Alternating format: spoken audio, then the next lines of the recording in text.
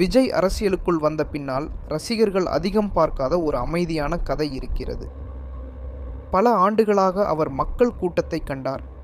ஆனால் அந்த கூட்டத்தின் பின்னால் இருந்த கஷ்டங்களையும் கவனித்தார்.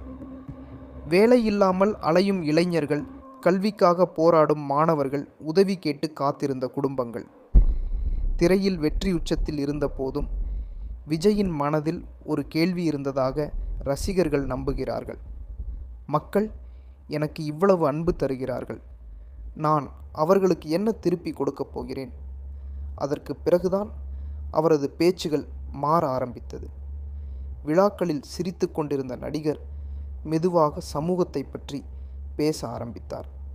அவரை சுற்றி விமர்சனங்களும் வந்தது, அவமானங்களும் வந்தது. அரசியலுக்கு வரக்கூடாது என்று பலர் சொன்னார்கள். ஆனால் ஒரு விஷயம் மட்டும் மாறவில்லை: மக்கள் மீது வைத்த நம்பிக்கை. பலருக்கு தெரியாத உண்மை என்னவென்றால், விஜய் எப்போதும் தனது ரசிகர்களை ரசிகர் என்று மட்டும் பார்க்கவில்லை, என் மக்கள் என்று பார்த்தார். அதனால்தான் அவர் அரசியலுக்கு வந்த முடிவு ஒரு நடிகரின் தொழில் முன்னேற்ற முடிவு அல்ல, ஒரு மனிதனின் இதயபூர்வமான கடமை போல ரசிகர்களுக்கு தோன்றியது.